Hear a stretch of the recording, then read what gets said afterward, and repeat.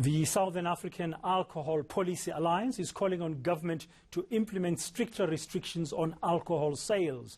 This includes banning alcohol charge gatherings like parties and extending the curfew to 10 p.m. The Alliance says this is to mitigate the impact of the third wave. Let's speak now to the Alliance's director, Maurice Smithers, who's joining us here on the Midday View via Skype. Mr. Smithers, good afternoon. So you want alcohol sales to be banned again? No, not at all, Dan. We don't want alcohol to be banned. That's why we have made recommendations to say that we should avoid a ban and that we should much rather attempt to introduce targeted measures which might actually facilitate reducing the problems of alcohol, but without having to resort to going for a ban, because we know that the ban has quite damaging effects on society, on the economy, and we would prefer, like everybody else, for that not to happen. What do you want to happen? What are your recommendations? Well, our recommendations are that we should have a process of starting off with some measures, perhaps of extending the curfew by a couple of hours, which means that people can still continue to sell alcohol. They can still continue to run their businesses, but for a couple of hours less a day. We also suggest that, particularly around public holidays and the days before public holidays, the on-consumption outlets should close a little bit earlier, maybe at 6 o'clock, because we know that one of the super spreader events is when people get together and drink, and they have 2 or 3 drinks, and then they forget about their masks, they forget about social distancing and personal hygiene, and then they contribute to the spreading of the virus. So we also think that it would be better if things like advertising was even stopped, and the selling of special offers, because it doesn't seem to make sense when we're living in a COVID environment for us to be, on the one hand, saying to people, please drink moderately, please drink in a safe way, please don't drink in a way that's going to impact on COVID.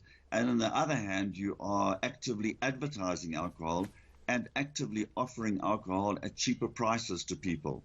Doesn't really seem to make sense. And you know, we think as much should be done as possible to make it as easy as possible for people to moderate their drinking during this time. Okay, what I'm hearing very quickly, just to recap, just to show that I'm understanding you properly, the Alliance wants trading hours to be reduced, you want the curfew to be reduced in terms of alcohol sales, and you want advertising of alcohol to be banned. Correct.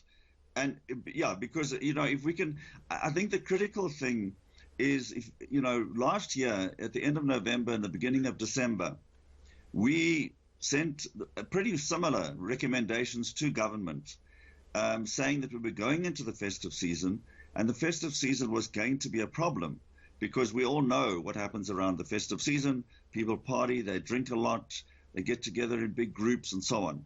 So we said pretty much do the same kind of things, put in targeted measures to help to reduce the harmful use of alcohol. Government, in their wisdom, chose not to do that. And the result was that we ended up with a major crisis at the end of December, and then we had to go into another ban. So we would like to avoid that for now, for the sake of the economy, for the sake of everyone.